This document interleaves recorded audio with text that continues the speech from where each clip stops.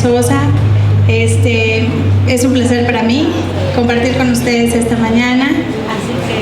Espero que lo que tenga que decirles sea algo que les deje algo a cada uno.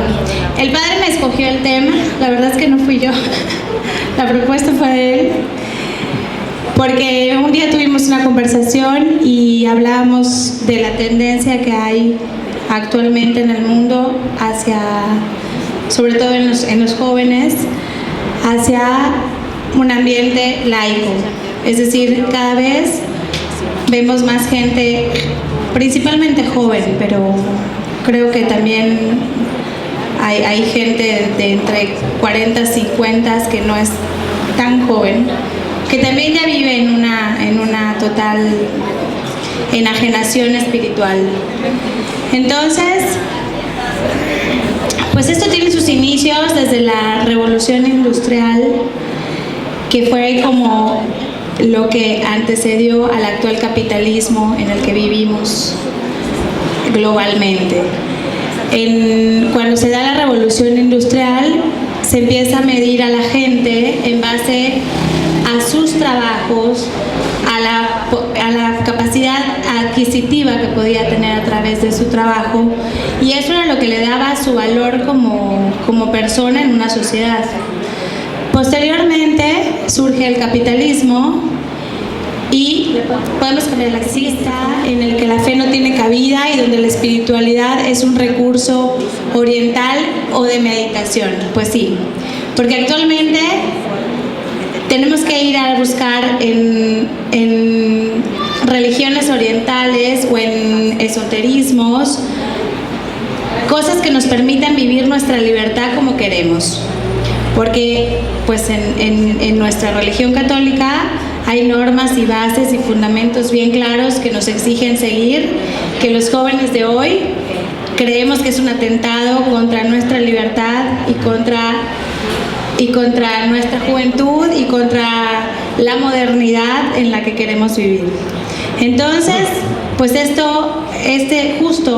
tipo de tendencias ha llevado a que hoy no solamente seamos más laicos, seamos menos católicos precisamente, sino además nos ha llevado a pisar y a jugar con terrenos súper peligrosos que nos comprometen espiritualmente muchísimo, como son los esotéricos o los orientales, como el Feng Shui, que están llenos de dioses, el dios del dinero, el dios del éxito, el dios de la salud, porque puntualmente el joven de hoy quiere buscar en la religión o en algún tipo de religión algo que me dé todo lo que en el mundo necesito para sobresalir, que es dinero, reconocimiento, éxito. Entonces, en este mundo materialista en el que vivimos, prepondera el individualismo, la competencia de la acumulación, el enriquecimiento sin límites, y todos estos son los conceptos actuales de felicidad y de prosperidad. Están basados en estos conceptos de individualidad, de acumulación, de enriquecernos por encima de lo que sea y pasar por encima de quien sea.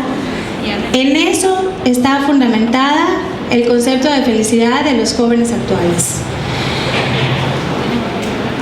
Y es súper grave, porque lo estamos haciendo, es un mensaje que estamos dejando probablemente sin darnos cuenta, porque creo que los que estamos aquí pues tenemos un poco más el interés de querer vivir de manera diferente, pero incluso nosotros, sin darnos cuenta, caemos en todos estos términos y estamos haciendo que nuestros niños pequeñitos vayan creciendo con estos sentidos de competencia y de individualidad y de egoísmo insertados en su psique y en su espíritu. Y entonces nos quejamos que el mundo está cada día más enfermo, que el mundo tiene cada día más dolor, cuando finalmente hemos sido nosotros parte de todo esto al no poner un límite de manera personal en nuestras familias y en nuestra comunidad por lo que consideramos inadecuado. Yo pensaba el otro día con un pacientito niño que me decía, es que las calificaciones las exhiben en el colegio. Y bueno, a mí mi mamá no me regaña, pero me siento avergonzado porque el resto de mi salón las tenga que mirar, o porque el resto de los papás de mi salón la tengan que mirar. Y yo decía, es verdad, el desempeño académico es una cosa multifactorial que va mucho más allá de una capacidad únicamente cognitiva. Es decir, puede haber un niño que tenga una gran capacidad cognitiva, pero que su contexto sociofamiliar no le permita desarrollarse de la misma forma que otro. Y exhibir en un pizarrón en el pasillo del colegio las calificaciones de todo un grupo genera justo esos sentimientos de inferioridad, de envidia, de el que le va muy bien, pues de exhibirse, de querer llamar la atención, que finalmente van formando y que van forjando una personalidad, sin tomar en cuenta que muy pronto esos niñitos van a ser adultos, que se van a regir justo por ese tipo de sentimientos, ¿no? Entonces, pues sí, o sea, en estos sentidos materialistas que forman parte del capitalismo global, pues evidentemente la espiritualidad, evidentemente mucho menos el catolicismo tienen ningún lugar, no tienen cabida en esto, ¿no? ¿Puedes pasar, por favor? Entonces, la pregunta con el padre era, ese día que platicamos, pero ¿cómo hacerlo? ¿No? ¿Cómo? Y no va solo para los profesionistas, va también para los padres de familia, que finalmente también tienen un trabajo, creo que mucho más comprometido que el que tenemos nosotros en una oficina, porque están forjando seres humanos. Creo que todos tenemos, los que hemos podido tener algún acercamiento a la fe y a la luz de la fe, creo que tenemos la obligación y la responsabilidad de profesar en nuestros entornos esa fe que parece que es solo de la iglesia y de la abuelita de la novena y que parece que no se puede incluir a nada más. ¿De qué forma se hace? Pues evidentemente tiene que ser profesándola nosotros con un testimonio congruente de amor y caridad principalmente. Creo que va mucho más allá de un tema de cumplir con formalismos de la iglesia que son necesarios, como la misa, la confesión, la comunión, que son súper necesarios para poder vivir en gracia y seguir creciendo espiritualmente. Pero creo que el testimonio para justo ser atractivo a los demás y querer ser perseguido por los demás tiene que ser nuestra actitud ante la vida, que sea congruente con lo que pensamos, con lo que decimos y con lo que hacemos. Esto suena re lindo, o sea, leyéndolo, ayer que lo armaba otra vez, decía, parece re fácil. Y ustedes dirán, o a lo mejor esta psicóloga lo tiene muy claro porque ahora reza mucho, pero este psicólogo ya no rezaba nada, y esa es la parte, creo, interesante, que finalmente yo les puedo compartir. Yo vivía en una absoluta relatividad, vivía en ese capitalismo individual, egoísta, donde además ni siquiera tenía un sentido claro de que me estaba equivocando, porque para mí pues era la forma en la que me habían educado a crecer. No es que fuera por la vida haciéndole mal a nadie, no me metía con nadie, pero sí vivía a la defensiva, así como no, como el mundo me trataba, devolvía yo, seguro. Pero bueno, no era ni siquiera una decisión a conciencia de lastimar o herir o de ser egoísta, simplemente era el mundo en el que me movía. Estudio psicología, que es una ciencia pues complicada con el tema de la espiritualidad, porque pues es una ciencia que racionaliza todo. Y todavía más, estudio psicoterapia psicoanalítica, que es como pues el opuesto a la espiritualidad, digamos, ¿no? El padre del psicoanálisis tenía una respuesta inconsciente para cada síntoma. Entonces, pues evidentemente en mi formación profesional estaba yo perfectamente construida para repeler cualquier cosa espiritual. Creo que cuando regresé de terminar la maestría y la especialidad, tenía clarísimo que Dios era incluso un concepto del que el hombre se tenía que adherir para poder tener una solidez emocional y poder evolucionar. Y empiezo a hacer psicoterapia particular de este modo. Soy muy exitosa, me va muy bien haciendo esta psicoterapia, en la que ahora he tenido que hacer mucha penitencia por esos mis pobres pacientes a los que seguramente los ayudé a recondenarse. Porque, pues, desde este punto de vista, la forma de curar a mis pacientes era liberándolo de todas estas ataduras emocionales o espirituales que les podían quedar. Por ejemplo, si llegaba una persona que tenía un problema de identidad sexual,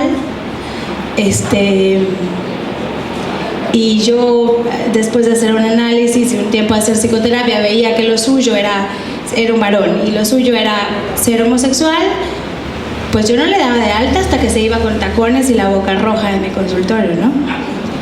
Por ejemplo, ¿no? O sea, para mí la cura y el éxito terapéutico estaba justo cuando tenía el valor de romper esos esquemas morales y gritarlo a los cuatro vientos y salir y ser libre. Está de más decirles que si llegaba una y me decía, me voy a divorciar, yo le decía, claro, por supuesto. El divorcio ha sido una gran revolución de este siglo y está ahí justo para no tener que tolerar dolor, no tener que aguantar, porque en este mundo capitalista y en este mundo individual las cruces no son una opción. Se tiene que vivir en el confort, ¿no? Y el medio que sea se vale y se justifica para llegar a ese confort. Entonces, pues yo andaba por la vida así, haciendo la psicoterapia así, me iba tan requete linda, pues era yo muy exitosa, evidentemente.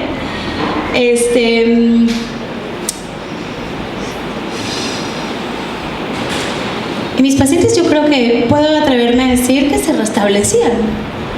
O sea, evidentemente les daba yo de alta y llegaban a tener una vida funcional ya en estas nuevas etapas de vida que generalmente yo ayudaba a que pasaran, ¿no? Pero recaían. O sea, generalmente volvían a ser mis pacientes en algún momento del camino por circunstancias diferentes, a lo mejor no por la misma que habían llegado inicialmente, pero volvían.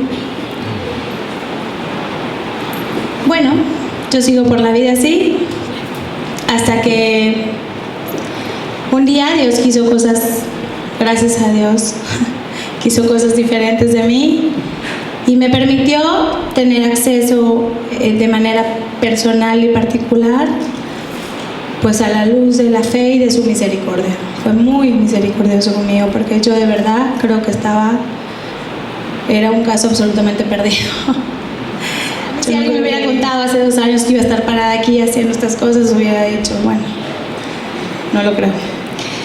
Dios fue muy misericordioso conmigo, tocó mi corazón, me mostró que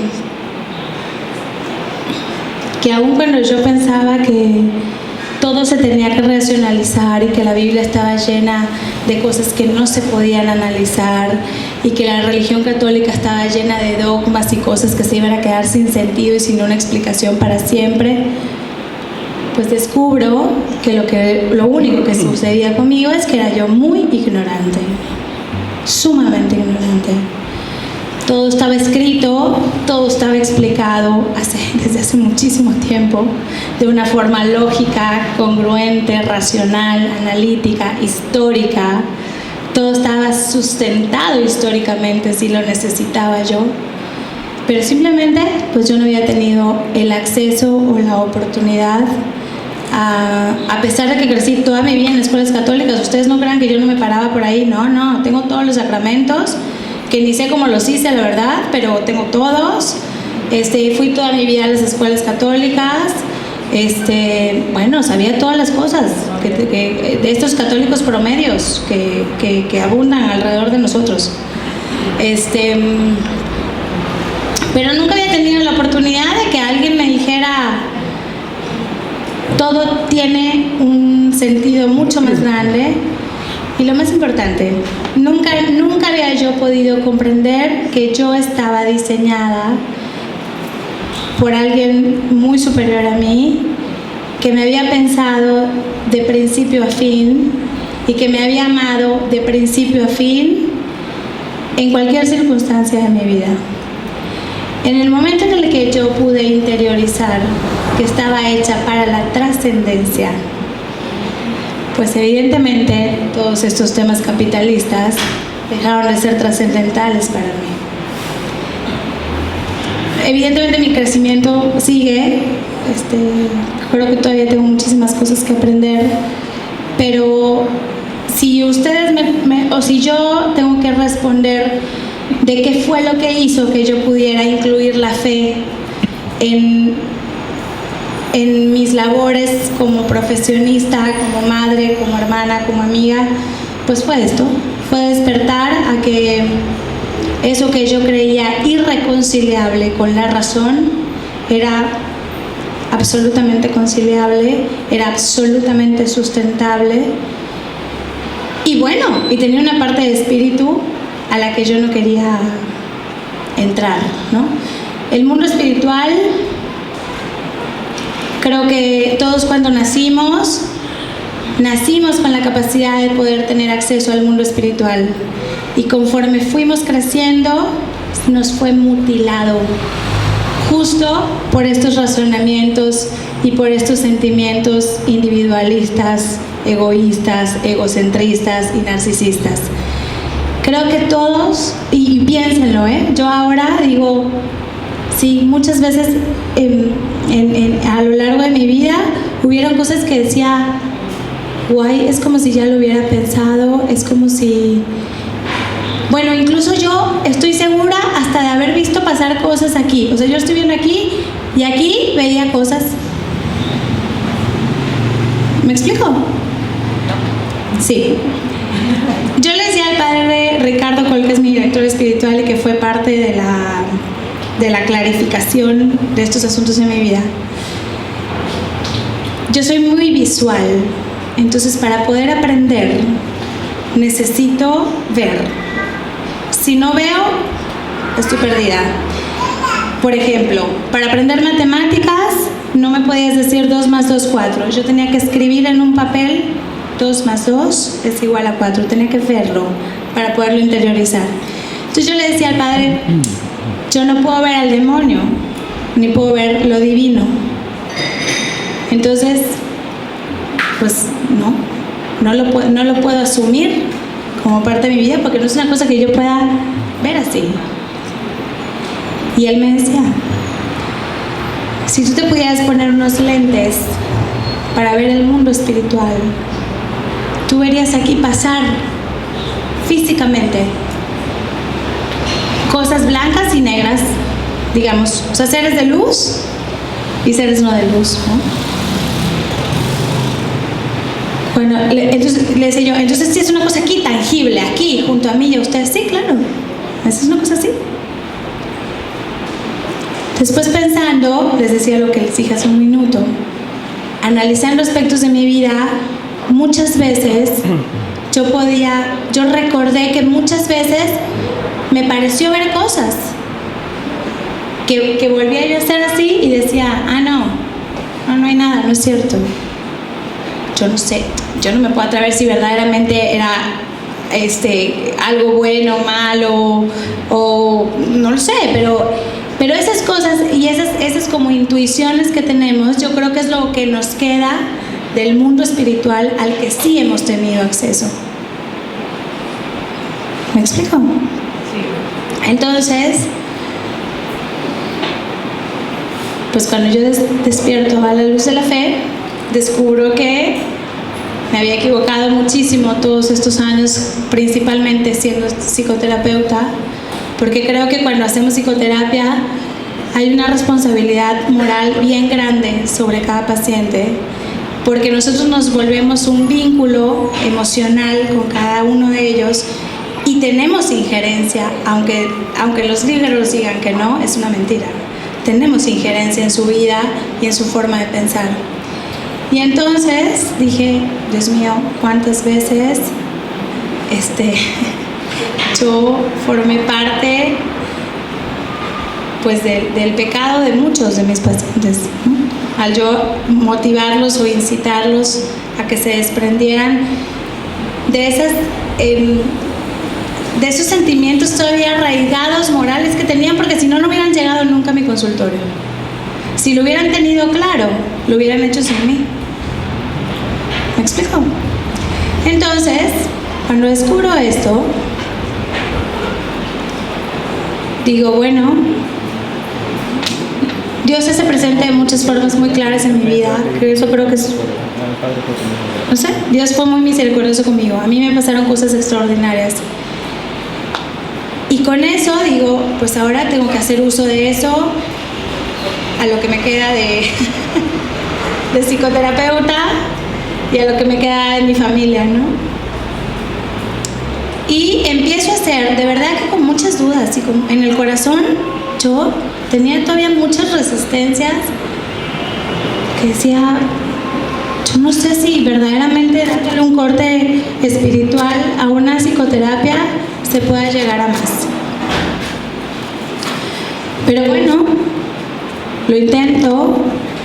Tuve que leer otros autores porque Freud, pobrecito mi Freud, ahora rezo por él, igual y está en el infierno, pero pobrecito, pues ya no había forma de conciliar con él. Me tenía yo que ir a la cama con otros autores a dormir. Y empecé a leer otras cosas como Viktor Frankl, por ejemplo, que es un psiquiatra que después de una experiencia súper fuerte y súper dolorosa de su vida, llega al sentido de la fe y al sentido de la existencia de un ser superior que podía hacer milagros, sin ponerle justo un nombre. Mucho después lo define como Dios y como la teoría católica, pero él llega a la conclusión de que existía algo mucho más grande, porque estando en Auschwitz estuvo mucho tiempo en un centro en un campo de concentración, vio milagros increíbles a su alrededor con gente que no era ni creyente, ni conversa, ni mucho menos. Entonces empiezo a leer otras cosas y me aviento al ruedo a hacer psicoterapia con un corte católico espiritual. Y lo que descubrí fue impresionante. ¿Es impresionante? O sea, gracias. Muchas gracias. Descubrí fortalezas humanas que desconocía.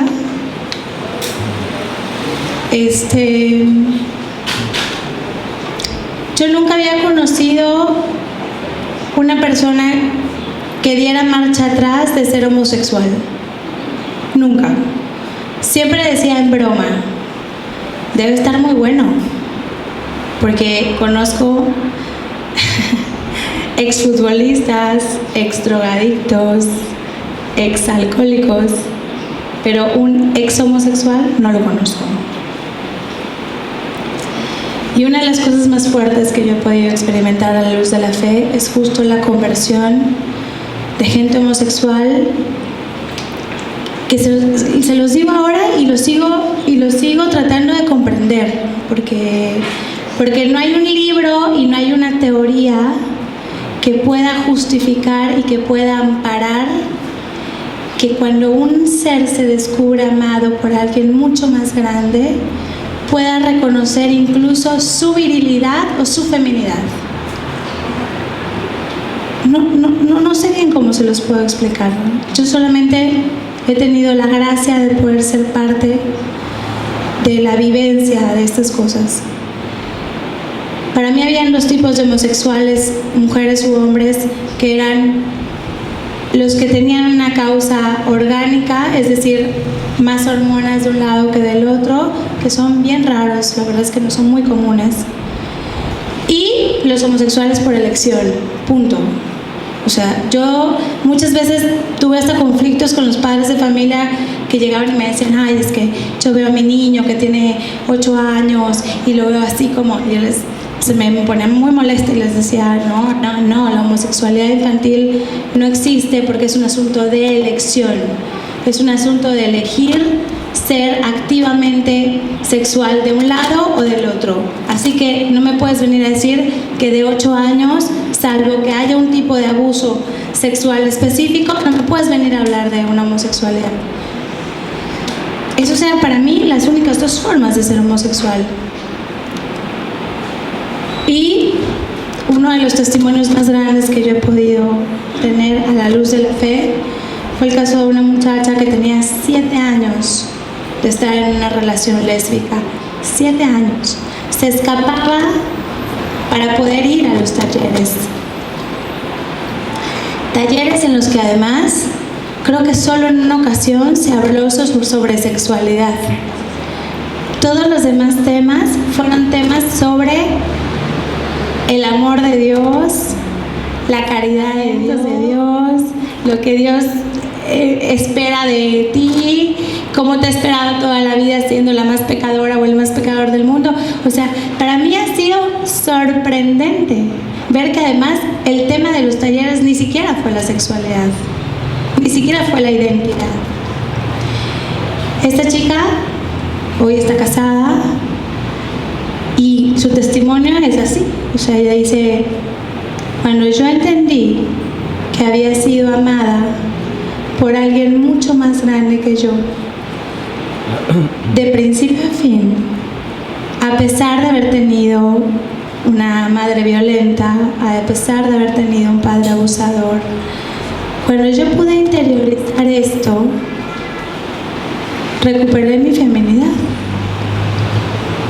Y entendí que si Dios me había pensado siempre mujer, era porque tenía un plan para mí como mujer.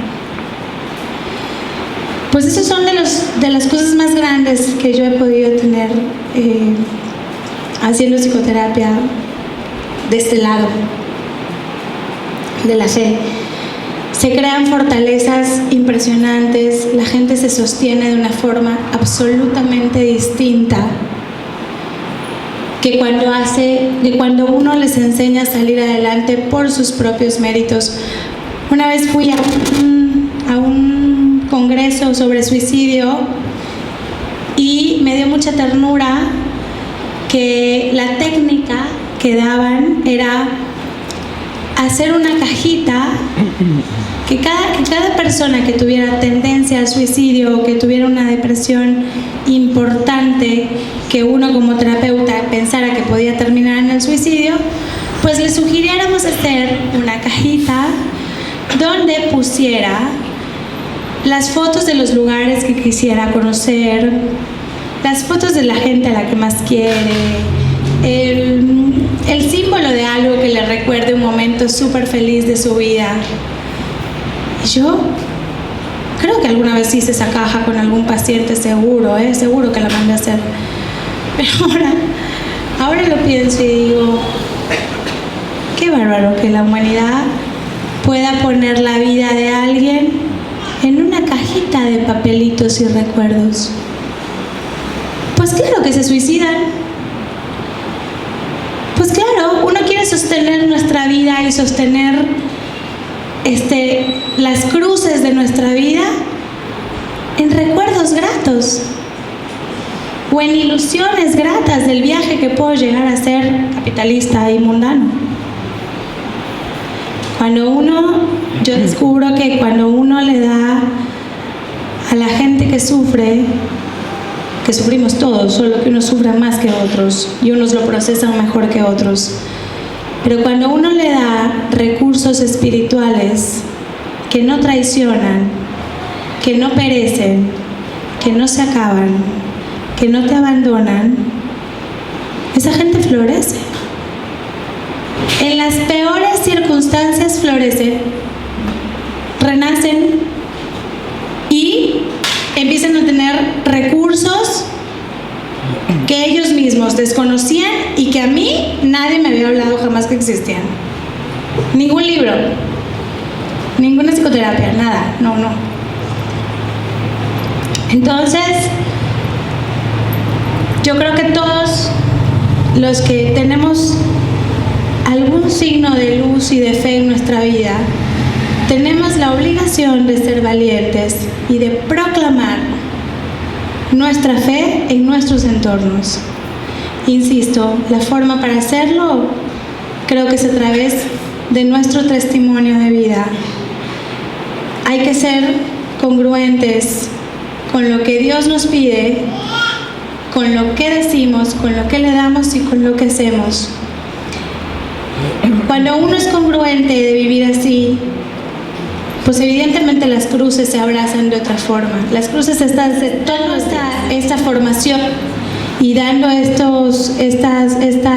información a nuestros hijos, lo único que estamos haciendo es potencializar sus pecados, ya está, o su disposición para pecar, ¿no? Deshumanizándolos. Santo Tomás de Aquino dice: la fe de los hombres queda sellada en sus acciones, les modela sus facciones y les resplandece la mirada. Bueno, pues es lo que decía hace un momento con ser congruentes. Cuando uno empieza a vivir de manera diferente y el alma y el corazón es suministrado por Dios, es algo que se ve, es algo que se transmite, es algo que no necesita ser mucho explicado, es algo que habla por sí solo y se presenta por sí solo con nuestra familia, con nuestras amigas y con nuestro entorno laboral también. San Juan Pablo II dice: se necesitan santos de jeans y tenis que se jueguen por su fe y lleven la luz de Cristo a una sociedad que tiene sed de Dios. Pues es como súper claro, se necesita de los jóvenes.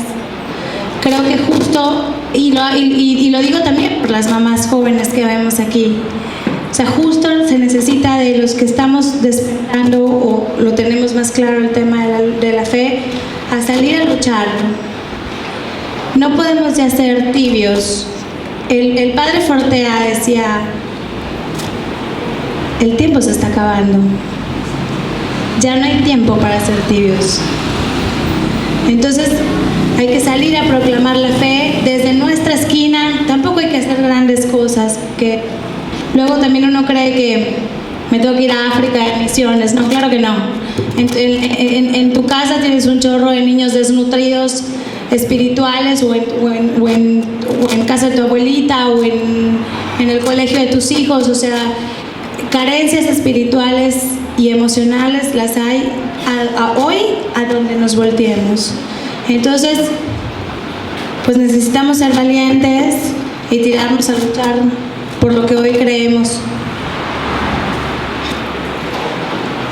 Pues Benedicto también dice: hoy surgen muchos falsos ídolos. Si los cristianos desean ser fieles, no han de temer ir contracorriente. Joven, no tengas miedo al desafío, ten miedo de una vida sin sentido. Hoy surgen muchos falsos ídolos. Esto es muy fuerte.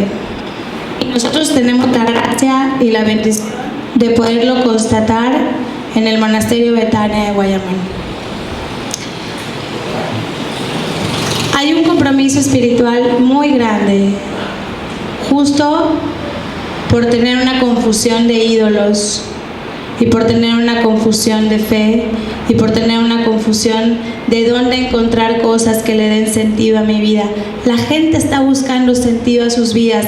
Laura Barraza cada día tiene más pacientes, yo también, los otros psicólogos y los otros psiquiatras también, lo que significa que la gente está buscando sentido a sus vidas. Pero la que mejor nos va viene con una psicóloga o con un psiquiatra. Porque yo tengo amigas estudiadas, viajadas, con cierto nivel de educación, que van al brujo a buscarle sentido a la vida. Y que caen en cosas súper absurdas como: tengo que hablarle a mi brujo todos los días para preguntarle qué color de blusa me puedo poner hoy. Porque de pronto el rojo, por la posición de la luna o no sé qué, me va mejor hoy. Unas cosas súper locas que antes de yo tener claro el tema de la fe, decía puras tonterías. Pero no, resulta que compromete mucho más allá de decir puras tonterías. Hay un compromiso espiritual porque uno está dejando todas esas puertas abiertas justo para poder ser absolutamente presas del demonio. Que insisto, Casa Betania es es un gran lugar de excursión para poder ver justo el mundo espiritual. Casa Betania está llena de gente que tiene generalmente problemas espirituales por haber tenido acceso a todo este tipo de cosas. En algunos casos son cosas ancestrales y de otra naturaleza, pero el brujo, la ouija y todo este deseo de conocer el futuro, de que alguien me prevenga, de que alguien me diga qué negocio mejor hacer, porque mi mente capitalista me hace querer acumular más y sobresalir por encima de los demás. Todo eso es lo que está moviendo que la gente vaya hoy al brujo, a la carta y a todo eso. Entonces, pues atención, porque nosotros tenemos la gracia de poder ver en un monasterio puntual y específicamente lo que pasa con la gente que se compromete espiritualmente. Hay obispos que se mueren sin ver al demonio, sin conocer al demonio. Nosotros sí tenemos esa gracia, el que quiera. Como dijo el padre Fortea, cuando estén aburridos, en lugar de ver la tele, mejor den una excursión por Guayamón, puede haber algo más divertido. Más allá de esos demonios, Guayamón tiene creo yo, que es un gran camino espiritual, pero bueno, eso también lo tenemos al acceso con gente como el padre Gerardo o los padres de su corazón de cada uno de su parroquia, que hay padres diocesanos encantadores, pero esto está pasando. Y es justo por idolatrar ídolos que sin ningún pudor y en la más absoluta ignorancia uno se mete a adorar. Entonces, joven, no tengas miedo al desafío, ten miedo de una vida sin sentido. Pues estar de este lado no está fácil. Proclamar la fe no está fácil. En un entorno justo laico como el que vivimos, en un entorno donde nadie quiere saber nada. Nadie quiere saber nada. Yo tengo amigas, mamás de niñas del salón de mis hijas, que ahora con el tema del Halloween, que les aclaro, yo era la reina del Halloween. Mi casa, que es casa de ustedes, era la sucursal del infierno cada Halloween. Nada más me faltaba disfrazar a mi marido y a la Eva en la puerta y que estuvieran el mes permanentemente parados. O sea, era el Halloween. Me encantaba. Cuando entendí el compromiso espiritual que eso tenía para la vida de mis hijas, pues yo no quise que me presentaran un satanista para creerlo. O sea, dije, si hay una posibilidad de que esto comprometa de alguna forma, no lo quiero más y no quiero que mis hijas vuelvan a participar en la vida de esas cosas, ¿no? Pero tengo amigas y tengo familia que me dice, literal, no lo quiero saber. Esto es súper fuerte, para mí es súper fuerte. No lo quiero saber, Janet, no me lo digas. Me vas a crear una complicación en la cabeza. No quiero, yo vivo súper bien así y no quiero cambiar mi vida. Entonces, estar de este lado no está fácil. Porque hay gente, bueno, de querer salvar, uno quiere salvar a todo el mundo, o contribuir en la salvación de todo el mundo. Pero hay gente que nos duelen más que otras por un asunto de amor. Hay gente por la que yo me siento desesperada de poderles intentar hacer entender que nos hemos equivocado y que todavía hay tiempo de cambiar el rumbo. Y no quieren. Pero, pues no hay que desanimarnos. Hay que aventarnos al desafío y luchar.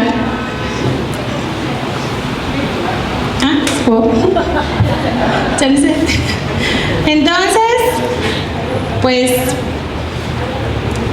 esta es un poco la historia de esta psicóloga que hoy sigue leyendo y sigue creciendo.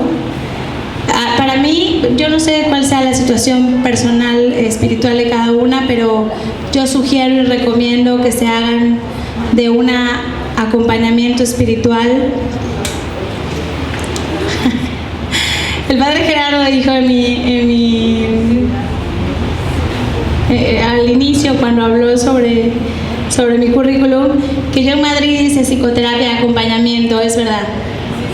La psicoterapia de acompañamiento no es algo que se hace mucho en México. Es una técnica como de emergencia, catársica. Es decir, al centro llegaban personas a las 7 de la mañana que llevaban sus familias que tenían problema de control de ira, por ejemplo. Entonces, mi trabajo era acompañar a ese paciente a su día de vida. O sea, yo me subía con él y iba a su oficina, y si salía de la oficina y luego iba al súper, pues yo iba al súper con él, pero no a platicar, o sea, no éramos amigos. Él iba en su mundo y yo era como un fantasma al lado. Y cuando puntualmente tenía un problema de ira en la oficina o en el coche o en el súper, pues yo hacía una intervención, ¿no? Y lo jalaba, no se ríe, pero lo jalaba y le decía, a ver, en este momento, y tienes que identificar qué sentimientos estás teniendo, no sé qué, no sé cuánto, y le daba yo ahí herramientas y recursos para tratar de que no perdiera la cabeza y no reaccionara de la misma manera. Y me parece que la psicoterapia de acompañamiento es bellísima porque justo puntualmente en cada situación de tu vida te puede dar una pausa para que alguien ajeno te ayude a pensar en lo que estás haciendo y lo interiorices y modifiques la conducta que estás haciendo. Pero es pura tontería. Creo que la mejor compañía que pueden tener todos y que es la que yo sugiero es la de una compañía de orientación espiritual. Creo que tener la claridad y el discernimiento de alguien que está en oración continuamente es un gran aliado en la vida. Por lo menos para mí lo ha sido. Por eso digo que mi camino seguramente es súper largo todavía de caminar, pero tener un director espiritual ha sido algo que lo ha facilitado y que me ha dado pues mucha más tranquilidad para caminar y para las cosas que hago o dejo de hacer. Creo que la mejor, aparte casi que es gratuita, la mía costaba un chorro de dinero, creo que la mejor para tratar de profesar mejor nuestra fe en nuestras familias, para tratar de abrazar mejor nuestras cruces todos los días, es por supuesto la compañía de Dios, pero la guía espiritual de alguien, porque, insisto, ellos al estar en oración durante muchas horas tienen acceso a información privilegiada que no tenemos nosotros.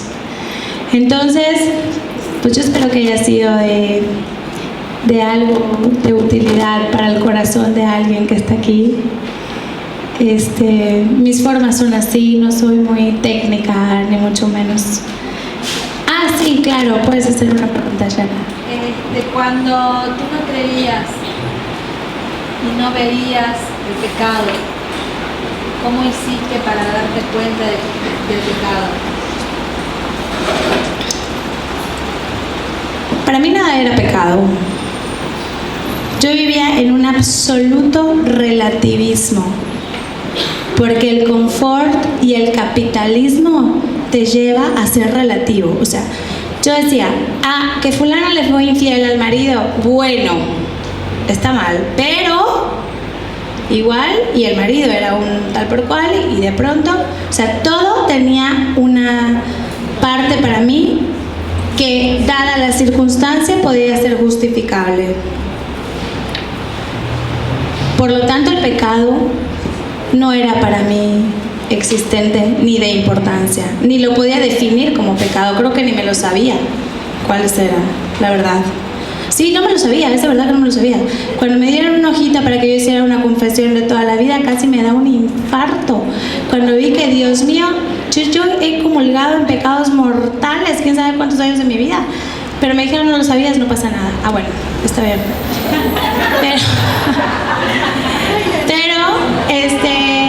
Sí, de verdad. Pero, ¿cómo identifico yo qué es el pecado o cuáles son los pecados? Y empiezo a tener más respeto y más pudor con este tema. Yara, yo creo que fue un asunto muy de Dios.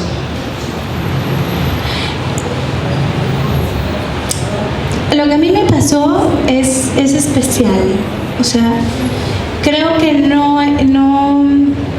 yo creo que sí soy un milagrito con pies, porque hay gente a la que le puede tomar mucho más tiempo llegar a donde yo estoy parada, o mucho más dolor, o mucho más cruz de llegar a donde yo estoy parada hoy, que no sé, seguro estoy en el segundo escalón, o sea, creo que me falta mucho más. Lo mío creo que fue muy misericordia de Dios.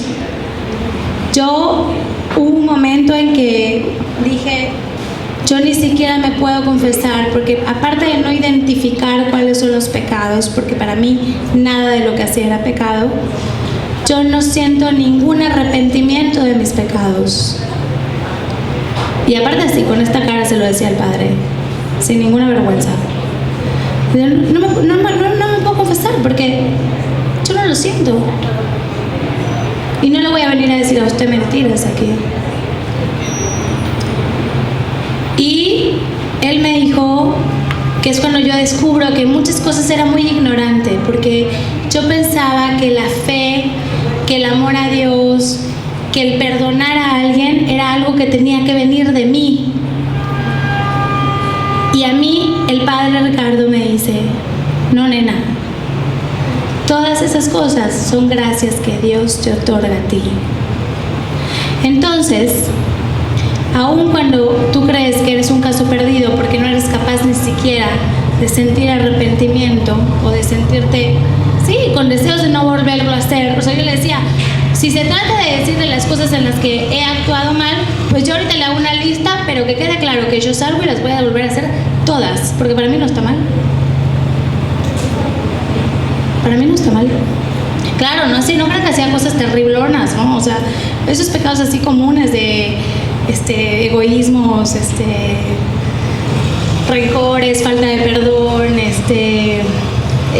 ojo por ojo, diente, así, ya sé que me haces, te devuelvo, esas cosas.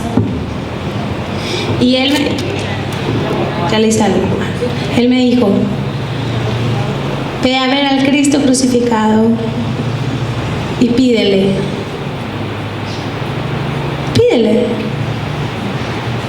Él sabrá qué te va a dar. Yo hice mi cara así de qué barbaridad, este hombre no me conoce. Pero bueno, está bien. Siempre he sido obediente. Aquí está mi tía Daira, que me conoce toda la vida, y yo siempre he sido obediente. En general, en mi vida nunca he tenido muchos problemas, ni nunca fui una hija muy complicada, o nunca me porté tan mal porque era obediente. Entonces, pues yo dije, pues está bien. O sea, si ya voy a estar aquí de todas formas amarrada, pues voy a hacer lo que este hombre dice, voy a ir. Y pues sí, yo iba y pedía. Y pedía así, como hablo, porque ni sabía cómo hacerlo de otra forma. Y decía, mira, tú conoces mi corazón, tú sabes lo que hay, tú sabes de lo que yo soy capaz. Nada de lo que digo es mentira, o sea, nada de lo que le fui a decir a este hombre es mentira. La verdad es que yo quisiera poder vivir de diferente manera, pero yo no creo en esto. O sea, probablemente creo que tú existes, pero no te creo nada de lo que dices. Nada. Mucho menos voy a creer en tus mandamientos y en tus pon la otra mejilla y claro que no. Pero pues dicen que tú revivías muertos. Y si tú revivías muertos, pues probablemente puedas tener la caridad de hacer algo por mí. Yo sí le dije a Yara que si me curaba y me ayudaba, le iba yo a servir toda la vida. Eso sí se lo dije. Muchas veces lo dije. Y lo que pasó es una cosa del espíritu.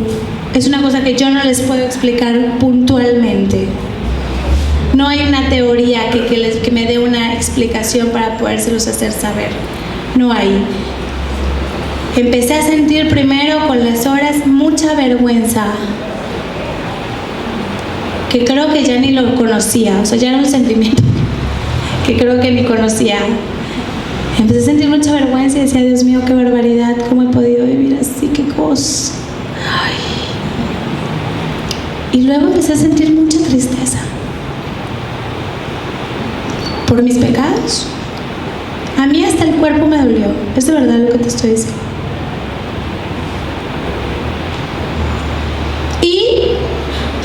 Pues un día, así como también durante el día fui sintiendo cosas que en mi vida había sentido, así también durante otro día fui dejando de sentir sentimientos que me habían acompañado toda mi vida, o muchísimos años de mi vida, de rencor, de no perdón, de venganza, de ira, de resentimiento.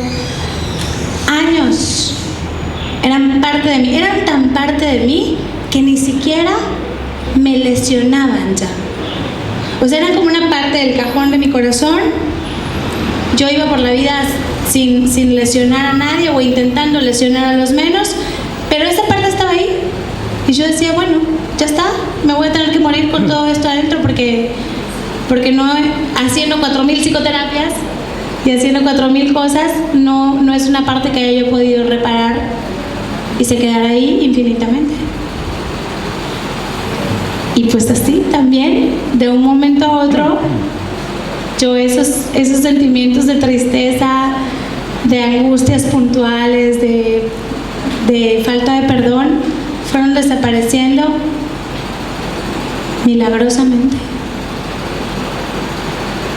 Y nunca más volvieron a formar parte de mí. Nunca más. No te lo puedo explicar.